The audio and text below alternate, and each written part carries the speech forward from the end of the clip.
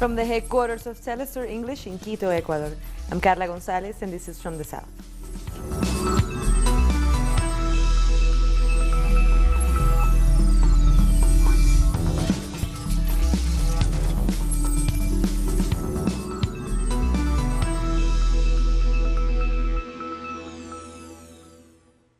3 weeks after he was re-elected, South African President Cyril Ramaphosa has announced a new, leaner cabinet. For the first time, half of the ministers are women. All South Africans are acutely aware of the great economic difficulties that our country is going through right now. But they are also aware of the constraints that have been placed on our public finances. It is therefore imperative that in all areas and spheres of government, we place priority on revitalizing our economy, while at the same time exercising great care in the use of public funds. Our correspondent in Pretoria, Matuba Malaji, has more. President Cyril Ramaphosa has finally appointed his new cabinet on Wednesday evening after a bit of a delay, and it became a bit tense for most journalists here in South Africa when the delay was announced. But that was because President Cyril Ramaphosa was still consulting with the people he appointed to see if they would accept the job.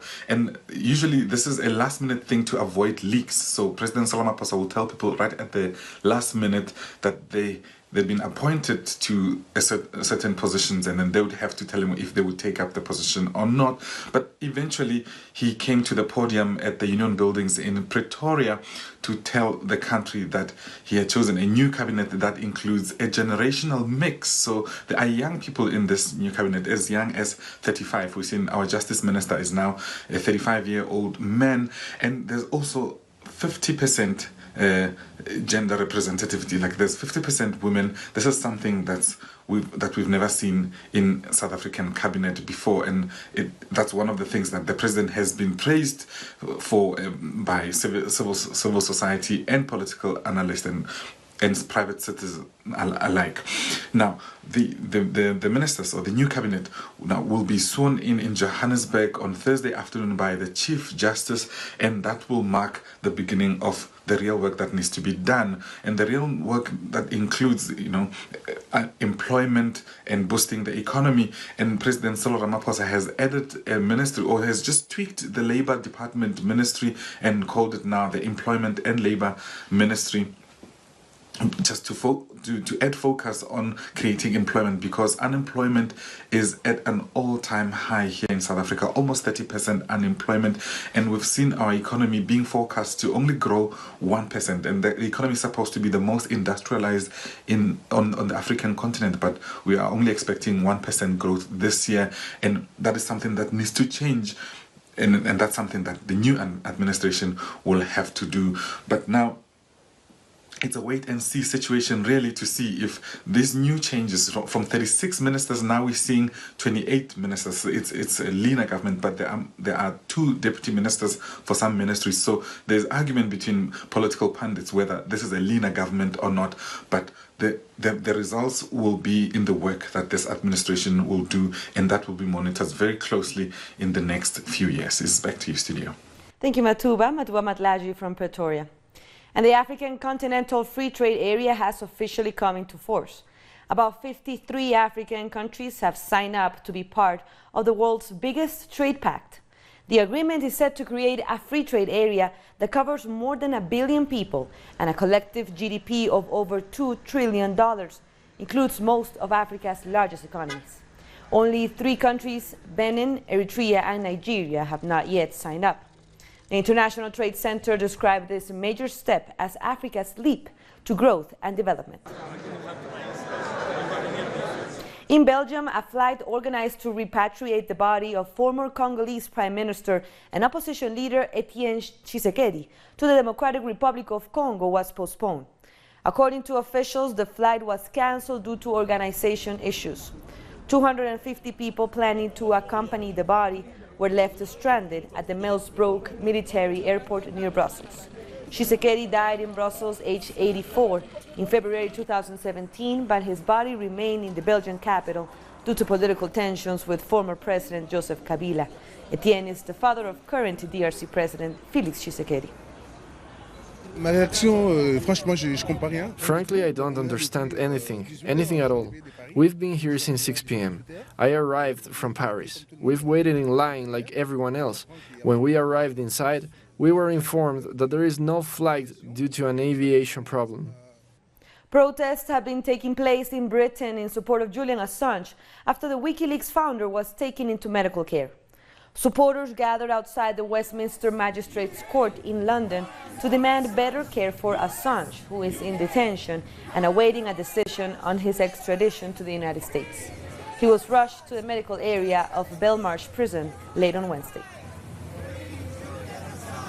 Wikileaks says it is gravely concerned about the health of Assange, which has been deteriorating after being inside the Ecuadorian embassy in London for 7 years without proper access to health care. The organization added that since 2012, Assange was living in conditions incompatible with basic human rights. And an Ecuadorian court has denied bail for Swedish software developer Ola Bini, who is facing spy charges due to his alleged links to Wikileaks founder Julian Assange. According to his defense team, the decision violates the rule of law, as he is in danger of suffering cruel, inhumane and degrading treatment. As the hearing was set to begin, it was suddenly changed from an in-person court appearance to a video conference system. This despite the fact that Bini is currently jailed in the same city where the hearing is taking place. Judge Marisol Proaño asked the audience and the press to leave the courtroom, allegedly since a cell phone rang, saying that this was a private hearing. Social organizations and supporters of a free press are strongly criticizing the decision, calling it another backward step for Ecuador's justice system. A number of climate resilience programs will be launched throughout the Caribbean at a cost of $49 million. The launch will take place as delegates from 20 Caribbean countries are meeting in Barbados to come up with solutions to climate and disaster risks. One of the projects is a $31 million regional resilience facility. The Understanding Risks in the Caribbean conference is organized by the World Bank, the EU, and Barbados government. CARICOM Ambassador Gail Mathurin delivered remarks on behalf of CARICOM's Secretary General. According to the IMF, the International Monetary Fund, for example, for the period between 1990 and 2014, the Caribbean sustained losses of between 1.8 to 2% of gross domestic product per annum. And in many cases, losses have exceeded 100% of gross domestic product. For example, Ivan in Grenada in 2004, the Haitian earthquake in 2010, Irma and the impact on the British Virgin Islands in 2017, Maria and the impact in Dominica in 2017.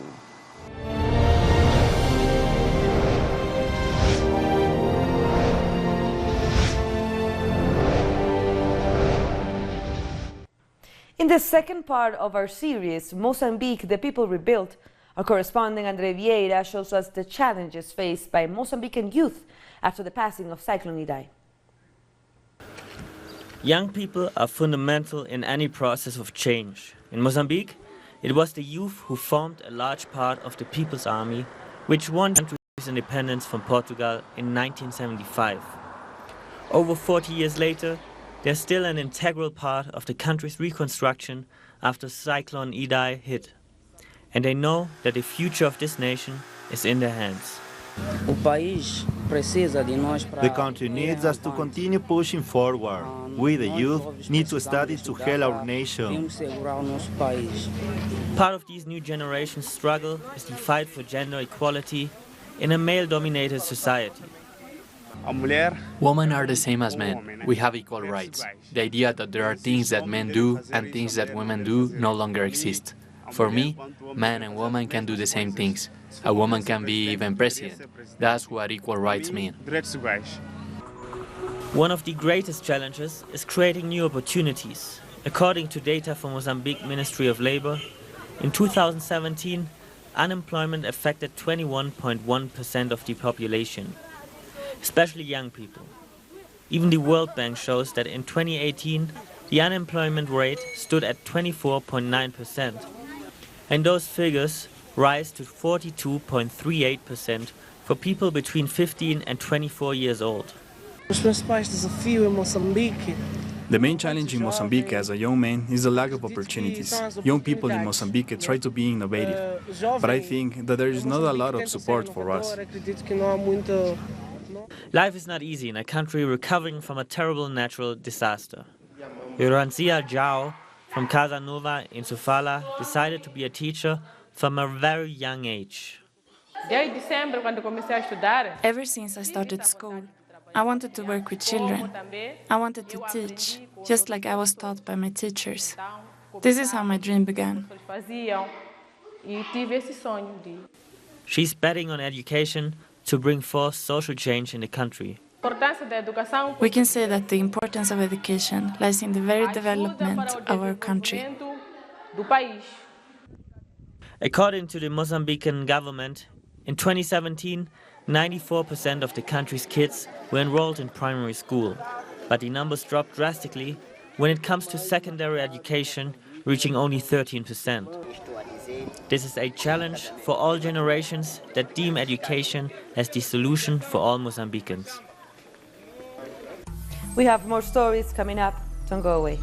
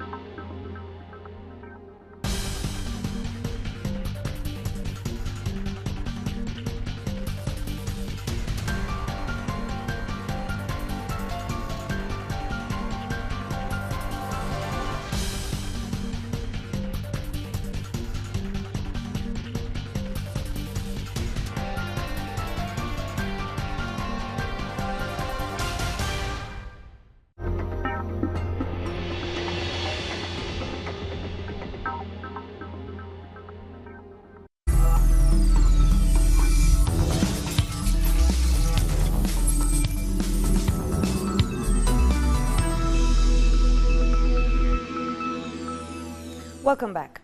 A general strike is beginning in Honduras as teachers and doctors walked off the job against two proposed reforms aimed at privatizing healthcare and education. The work stoppage has crippled hospitals' operations and shut down schools throughout the country. The workers fear that the reforms will lead to huge job losses. Over the past week of initial protests, all regions of the country saw roadblocks, marches, and university occupations. Protesters have also been met with violent repression by police and military. To Colombia now, where supporters of Jesus Santrich have held a vigil overnight to demand his release. This after the Supreme Court ordered that the FARC party leader be set free. According to the court, Santrich has immunity thanks to his position as a representative in the country's lower house of Congress. Earlier this month, Santrich was released from prison only to be arrested minutes later due to the alleged discovery of new evidence linking him to drug trafficking in the U.S. FARC lawmakers say the authorities are trying to block the Supreme Court's decision to release Santrich. It is clear that they are putting obstacles in the way of freeing Santrich. We don't know who is doing it, whether it is an order from President Duque, but he has repeatedly said that Santrich should be extradited regardless of any court decision. Earlier, a FARC leader in the Senate welcomed the latest ruling by the Supreme Court, including its decision to take responsibility itself for investigating the case.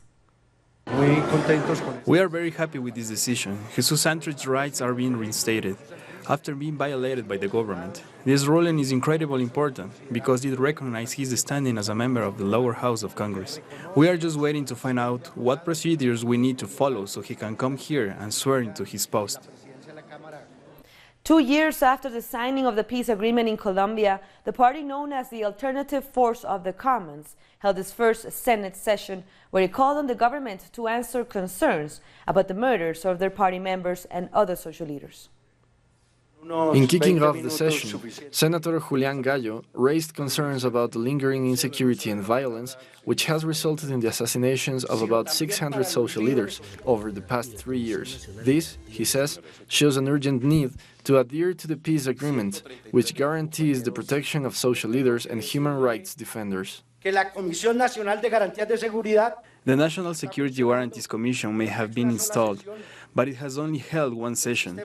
Early warnings to local authorities about the risk of pending attacks on social leaders are ineffective. A specially appointed investigative unit has not been activated. So there are glaring deficiencies in the protection program. In fact, the Monitoring and Evaluation Commission is not working at all.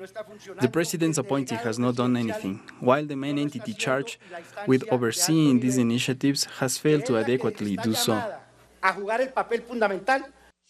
Interior Minister Nancy Patricia Gutierrez elicited outrage from floor when she attempted to deviate from the main issues being discussed. No estuvieron en esa primera audiencia. Iván Márquez, Joaquín Gómez, and Jesus Santos were absent the 16th of August 2018.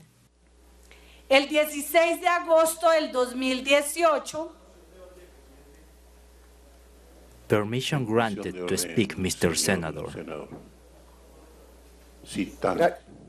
Thank you, Mr. President. With all respect, Mr. Ministers, will you please focus on answering the questions? Because I don't really know if you are trying to use a diversionary tactic of attention, or if you just simply do not want to answer the questions, or somehow you want to justify the murders of social leaders and former combatants. Thank you. The state's attorney sought to justify the new government's stance by saying there is a drug trafficking link in the Untitled killings. Have you found any correlation with administrative corruption? Because my answer today is no. Have you found anything that has something to do with murders? And again, the answer is still no. Opposition senators stand resolute in their conviction. They are accusing the government of twisting the peace accord to suit their agenda. But the opposition points to the Untitled killings of social leaders is proof that the government's policies have failed. In Peru, President Martín Vizcarra has threatened to dissolve Congress unless his anti-corruption proposals are passed. Vizcarra is calling on Congress to pass 5 reforms aimed at tackling corruption through a vote of confidence. If lawmakers reject his bid, he has the right to call new legislative elections. The opposition is against his political reforms that include proposals to strip lawmakers and other officials of immunity from prosecution. Congress has already moved to reject one of the 5 proposals. In the face of what seems like a boycott of the fight against corruption, the government and the citizenry cannot remain indifferent and not express the profound concern that this causes. A parliamentary majority once again turns its back on the citizens and is causing damage to Peru. In El Salvador, environmental organizations have asked the Legislative Assembly to ban the sale and use of pesticides, especially glyphosate, a herbicide used by the cane industry. They say it's one of the most dangerous to health. Maria Palacios communicates with her son through a window. Since he was 8 years old, he suffered from renal failure. Now, Ulises Orlando is 15 years old and has to remain isolated due to a kidney transplant he received after his father donated the organ. Maria says her son got sick as a result of contaminated water at her house. We think the water is polluted because we live very close to canals, which we feel has contaminated our wells. Since my son was diagnosed, I have committed my life to taking care of him. He has to do dialysis, and we chose to have it done at home, even though it's a tiresome process. The cane industry contributes to pollution. Farmers use glyphosate to remove weeds from the canals. The wind carries the poison to the wells or it gets into the water via filtration. That water is then distributed to the communities. This week, the sugar industry celebrated the export of 1 million tons of sugar to several countries, mainly South Korea, Canada, the US, and Taiwan. Newspaper reports said El Salvador sweetens Taiwan. But at what cost does El Salvador sweeten Taiwan? The true price is paid by all these children, teenagers, and elderly people that are suffering from renal failure. A U.S. court recently ordered transnational company Bayer to pay more than $2 billion to a couple who suffered from cancer after using Roundup, a glyphosate which is the main pesticide produced by agrochemical company Monsanto, which is now owned by Bayer. As such, environmentalists have called for the product to be banned in the country. We are going to ask the Legislative Assembly to act in the interest of citizens, to support all of those who have been affected by that multinational company. Because here, glyphosate, which goes by the commercial name Roundup, can be bought freely, just as people buy sugar or beans. According to data from the Ministry of Health, 2 people have reportedly died as a result of renal failure in El Salvador. They were young people from rural areas that were exposed to the use of herbicides. So a ban on its use is urgent. We're taking one last break. Stay with us.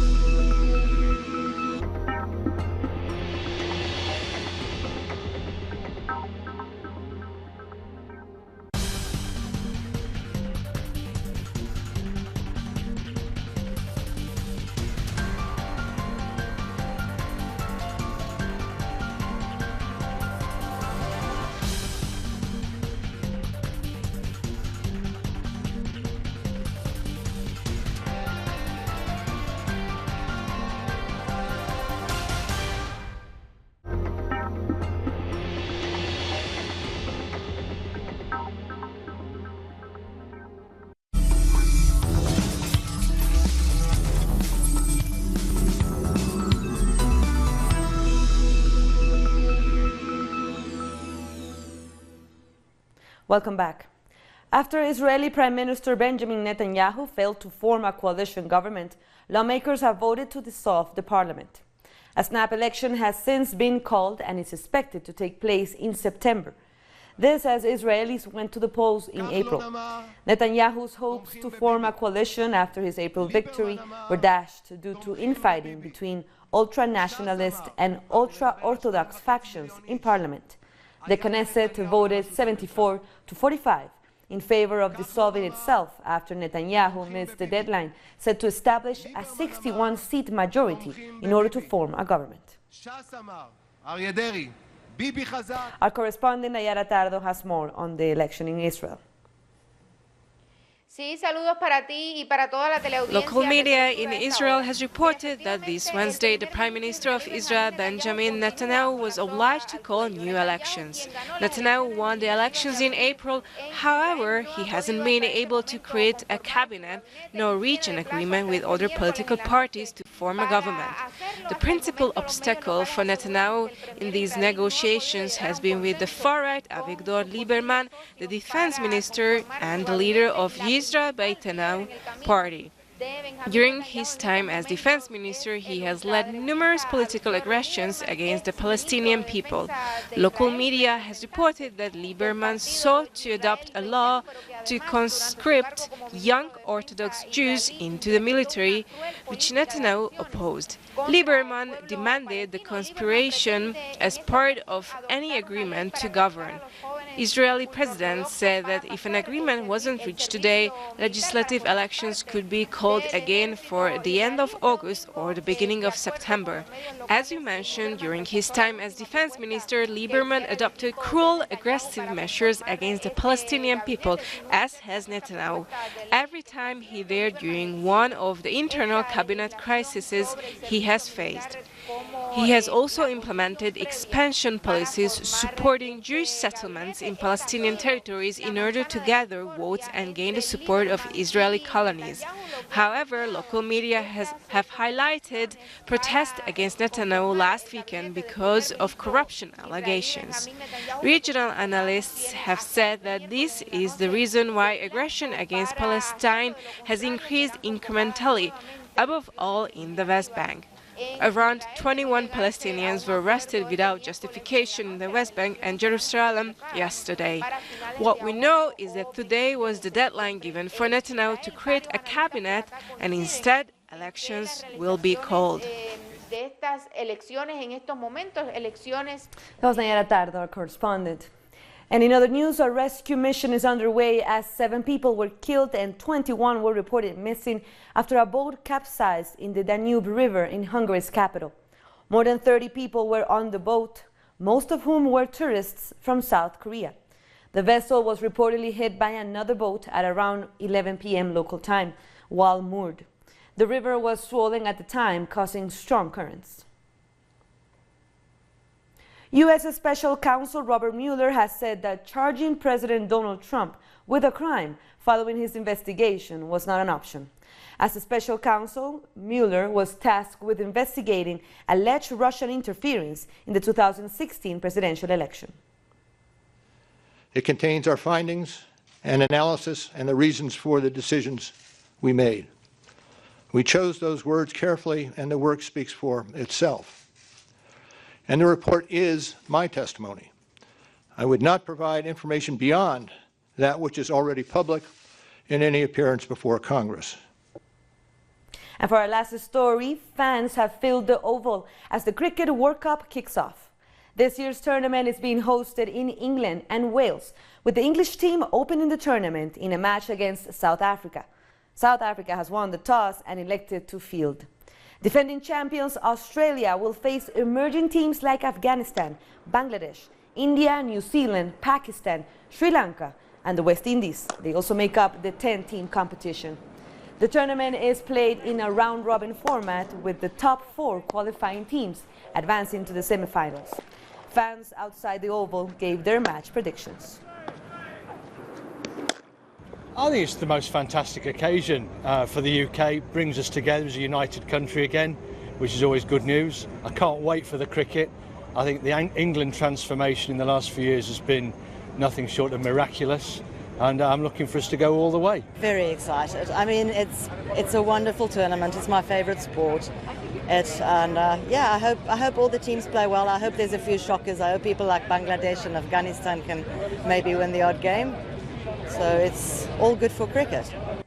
And with that, we end our news brief, but you can find more on these stories by checking our website, telesurenglish.net. And be sure to also join us on social media. We're on Facebook, Twitter, and Instagram. For Telesur English, I'm Carla Gonzalez. Thank you for watching.